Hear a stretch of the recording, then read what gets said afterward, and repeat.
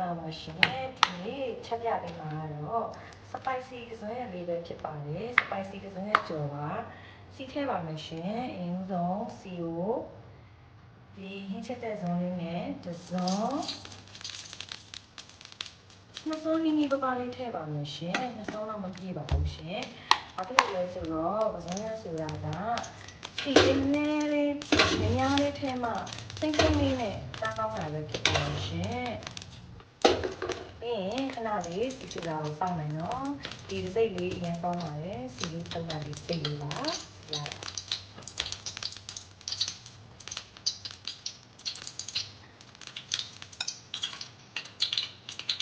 စီထည့်ပြီးတဲ့နောက်မှာတော့သစင်းရလေးကြော်တာစိမ့်နေအောင်လို့စားလေးဟောဒီလိုအနည်းငယ်ထည့်လိုက်ပါမယ်ရှင်ဒီလိုမျိုးစီစူစူလေးကိုစားလေးထည့်တဲ့အားဖြင့်အဲ့ကြော်တဲ့နေရာမှာစိမ့်မျိုးအတွက်ပို့ပြီးတော့ပြင်ပေးပါမယ်ရှင်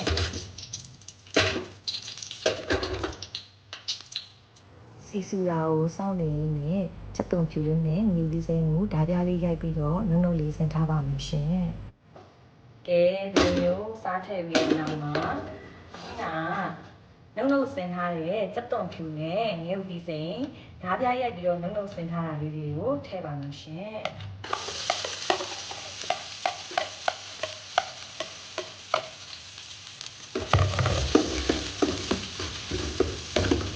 ဒီထဲမှာထည့်ပြီးတော့ကြော်ပါမယ်ပြီ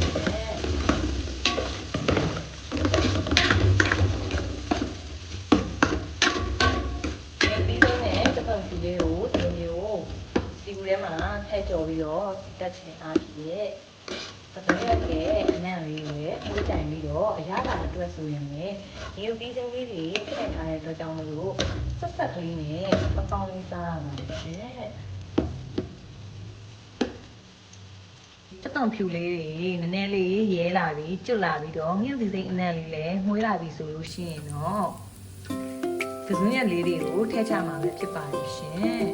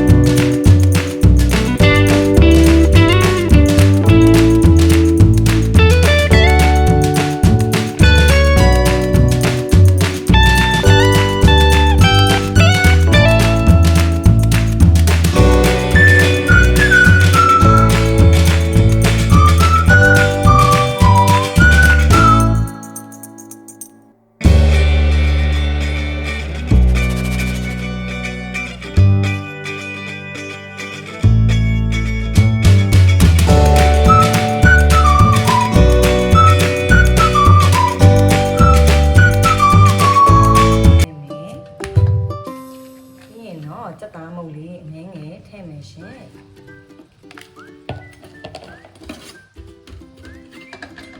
ပြီးရင်အချိုမုတ်လေးအငင်းငယ်ထည့်ပါမယ်ဒါအရသာအတွက်ချိန်ပြီးတော့ထည့်လို့ရတယ်နော်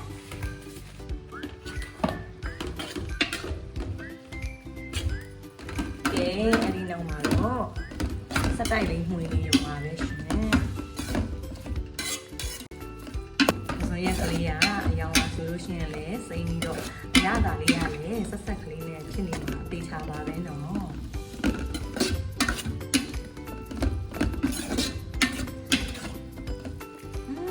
မှွေးနေတာပဲရှင်ဒီနေ့အနံ့လေးရရန်ကောင်းတော့လေးပါရှင်ကဲအခုဆိုရင်မီးဖြုတ်လို့ရပါပြီရှင်အခုဆိုရင်ကစွန်းရဲ့စိမ့်စိမ့်လေးကိုမယုတ်တီးဆက်ဆက်ကလေး spicy အရသာလေးနဲ့ထမင်းပူပူလေးနဲ့ပဲ သုံးဆောင်ကြဖို့ကြံပေးလိုက်ပါတယ်ရှင်ခုခေတ်ကြီးမှာကုန်စည်နှုန်းတွေဈေးတက်နေတဲ့အတွက်ဘတ်ဂျက်လည်း save ဖြစ်မဲ့ကစွန်းရက်ကြော်လေးကိုကြော်ပြပေးလိုက်ပါတယ်ရှင်ဒီထက်မကလှုပ်ဝက်ချက်နီလန်းကောင်းတွေကိုသိရစေဖို့အတွက်လည်းဒီ page လေးကို like and subscribe လေးပြုလုပ်ပေးကြဖို့မမေ့ပါနဲ့ဦးเนาะအားလုံးပဲကျေးဇူးတင်ပါတယ်ရှင်